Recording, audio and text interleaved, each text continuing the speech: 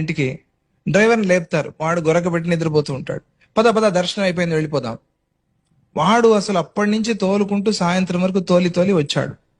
అప్పుడే ఏదో కొద్దిగా బీడీ తాగి పడుకున్నాడు. పడుకున్నవాడు నువ్వు లేపితే వాడికి నిద్ర లేదు, వాడు ఆహారం కూడా తీసుకోలేదు, టీతోనే బతుకుతున్నాడు వాడు. వాడికి ఒక భోజనం పెట్టించారా మీరు? వాడికి పడుకోవడానికి రూమ్ చూపించారా మీరు? దోమలు లేకుండా వ్యవస్థ చేశారా మీరు?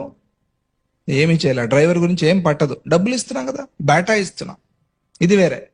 తోలాలి అంతే, నీ పని తోలు. లేపారు, పద పద పద, 4 బెంగళూరు చేరిపోవాలి, మళ్ళీ ప్రొద్దున 6 ఉద్యోగానికి వెళ్ళిపోవాలి మేము అని వాడిని తరుముతారు. వాడు అతి కష్టం మీద తోలుతూ తోలుతూ తోలుతూ కష్టపడు తోలుతూ ఉంటాడు. వాడు మామూలుగా తోలటం కాదు. పోనీ ఎక్కిన వాళ్ళు వాడితో ఏమైనా మాట్లాడుతున్నారా?